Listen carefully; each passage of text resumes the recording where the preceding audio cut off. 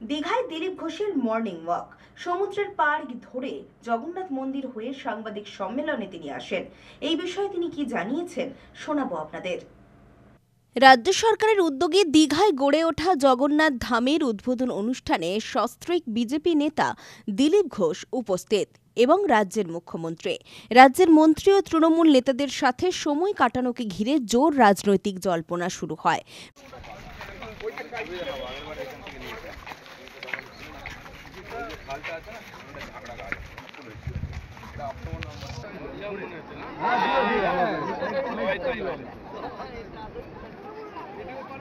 দাদা একটু পিছু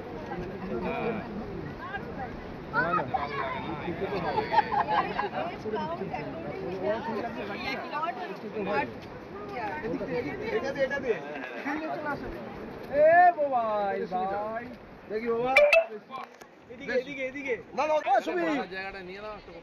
দাদা ফেসটা ফাঁকা দিন একটু প্লিজ, দিলীপদার ছবি হবে।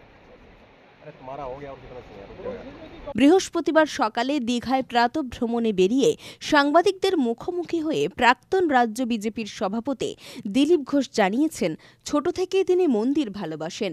মন্দির কে গড়ল তা তিনি দেখেন না, ভগবানকে দর্শন করতে গিয়ে তিনি সেই সব ভুলে যান। জয় জগন্নাথ। গতকাল দীঘায় জগন্নাথ মন্দির উদ্বোধন হয়েছে, আমরাও তার দর্শনের সুযোগ পেয়েছি। এই ঘটনাকে নিয়ে বহু রকম তর্ক বিতর্ক শুরু হয়ে গেছে।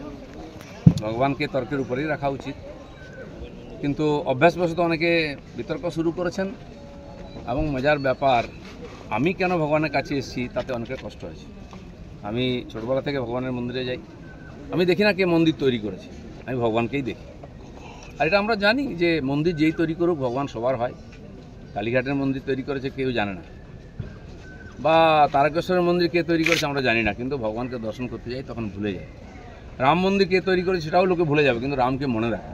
আমি এসেছি, পশ্চিমবাংলায় সব কিছু তো রাজনীতি হয়, হয়েওছে, কিন্তু আমার খুব মজা লাগছে। আমার পার্টির কিছু লোক খুব কষ্ট পেয়েছেন, যে পার্টির কর্মীরা কষ্ট পেয়েছেন, হতাশায় ভুগছেন, কেউ কেউ ভাবছে সুসাইড করবে কিনা। আমি বলছি বিজেপি করতে গেলে হতাশায় ভুগবেন না, চোখের জল ফেলবেন না, কারণ আমরা পার্টি দাঁড় করিয়েছি রক্ত দিয়ে, নাম দিয়ে। যেন বিজেপির কর্মীরা পেছনে তাকায় না, ভয় পায় না, সন্দেহ করে না। যতদিন আমার মনের মধ্যে, আমাদের কর্মীদের মধ্যে সন্দেহ ছিল না, বিভেদ ছিল না, পার্টি এগিয়েছে। যেদিন থেকে এই ধরনের অপসংস্কৃতি ঢুকেছে তখন থেকে পার্টি পিছোচ্ছে। দিলীপ ঘোষ 42 বছর ধরে ঘরবাড়ি ছেড়ে সমাজের কাজ করছে, 10 বছর রাজনীতি করছে। দিলীপ ঘোষের দিকে আঙুল তোলার হিম্মত কারো নেই, না পক্ষে না বিপক্ষে। যে কোনো ধরনের আমি চ্যালেঞ্জ করছি। যাদেরকে আমি নিয়ে এসে নেতা বানিয়েছি, যারা বিজেপি দেশে করে খাচ্ছে, তাদেরই বেশি পেট ব্যথা হচ্ছে। যাদেরকে আমি নিয়ে এসে নেতা করেছি তারা খুব চিন্তিত ভবিষ্যৎ নিয়ে। পার্টির উপরে ভরসা রাখুন, চিন্তা করার কোনো দরকার নেই। তিনি আরও জানিয়েছেন, আর দিলীপ ঘোষ পার্টি ছাড়বে কিনা, কোথায় যাবে, অনেকে দুশ্চিন্তাগ্রস্ত, অনেকে আনন্দিত। দুশ্চিন্তা করার দরকার নেই, আনন্দিত হওয়ার দরকার নেই।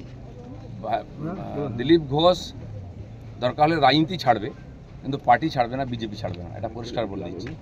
কিছু লোক হয়তো চাইছেন আমি পার্টি ছাড়লে জায়গাটা খালি হবে, সুবিধা হবে, সেটা হওয়ার চান্স নেই। কারণ আমাদের কাছে মিশন, পশ্চিমবাংলায় যতদিন না রাজনৈতিক পরিবর্তন হচ্ছে লড়াই চলবে। আর যে আমার লক্ষ লক্ষ সাথী 10 বছর ধরে আমার সঙ্গে লড়াই করেছেন, রক্ত দিয়েছেন, ঘাম দিয়েছেন, প্রাণ দিয়েছেন, পরিবারকে রাস্তায় বসিয়ে দিয়েছেন, সেটাই আমাদের কাছে প্রেরণা। কেউ বলছে 57 জন শহীদ হয়েছে, তারা ভাবছেন যে 21 সালে বোধহয় বিজেপি তৈরি হয়েছে, তা হয়নি। 257 জন শহীদ হয়েছে, রাজনৈতিক শহীদ। সেই শহীদ ভুলিনি, কারণ আমার সময় তারা প্রাণ দিয়েছেন। তার ফলে 77 সিট জিতেছিলাম। আজকে 1 ডজন এমএলএ আমাদের ছেড়ে চলে গেছে, এমপি চলে যাচ্ছে, পঞ্চায়েত, জেলা পরিষদ সমিতি চলে যাচ্ছে।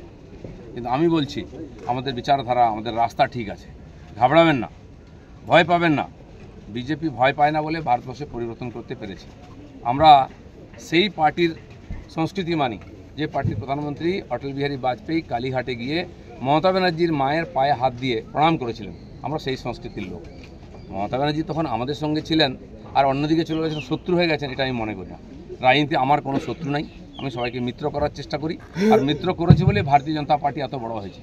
অন্য পার্টির বহু নেতা এসে পার্টির নেতৃত্ব করছেন।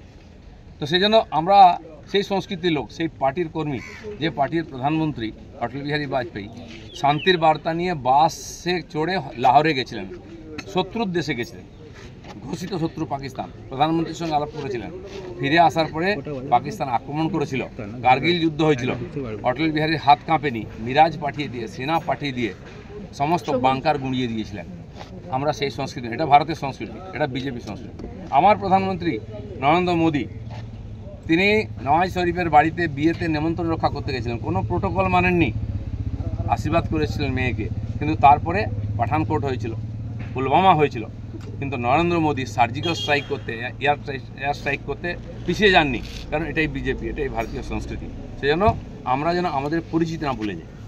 আমার পাড়ায় বিয়ে হচ্ছে টিএমসি নেতার বাড়িতে, সে টিএমসি করে বলে তার বাড়িতে আমি বিয়েতে যাব না, এই ধরনের জঘন্য নিম্ন রুচির রাজনীতি দিলীপ ঘোষ করে না, করবেও না, এটা আমি ঘৃণা করি। ব্যুরো রিপোর্ট, খবর BCBS।